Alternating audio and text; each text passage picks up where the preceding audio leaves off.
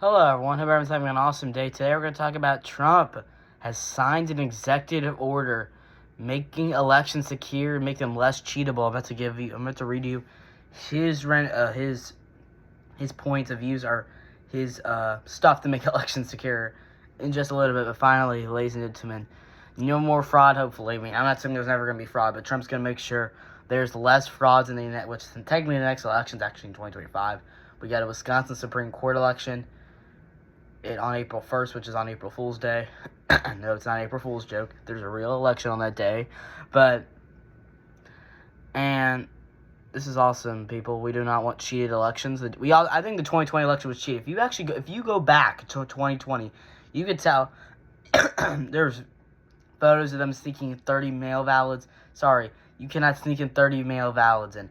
I think it was all Biden, too. It wasn't Trump. Maybe it was Trump, but I think it's Biden, in my personal opinion. But I want to read you the requirements Trump wants to make elections secure. And this is so awesome. I think this was discussed at his cabinet meeting yesterday, I believe. I think his cabinet meeting was yesterday, but I'm bringing the news now here. So here's the requirements. He wants how Trump's going to make elections secure. Let's read.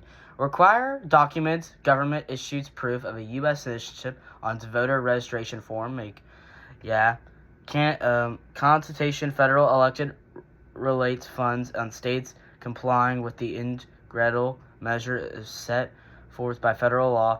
District the updating voluntary voting system guidelines to 2.0 and secure standards for voting equipment, which includes required a votation paper ballot record and not using ballots in which they counted votes within a bare cut or QR code.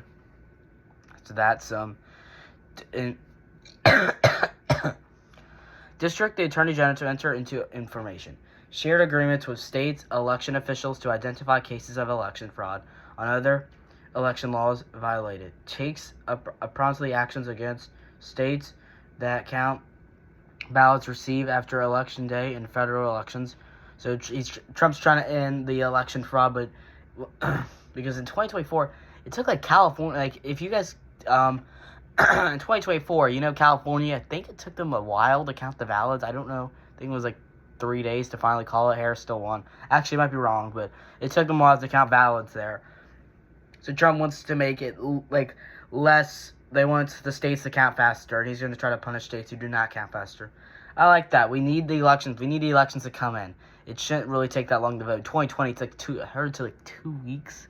2 weeks to count the ballots. That's ridiculous, guys. Revoke Biden's executive orders from 14099, which turned federal agencies into domestic voter turnout centers. Because, guys, I think the Democrat Party did want illegal immigrants voting. That's the reason they all brought them in. Completely why they brought them all in is because they wanted voters. It's exactly why. But that's all. Okay, here's another thing I'm about to read you here. While more needs to be done, especially Congress codifying this executive order, we should see more timely counting more states like California, fewer illegals voting, and a somewhat happier Democrat political machine. This is a good news going into the critical 2026 midterm.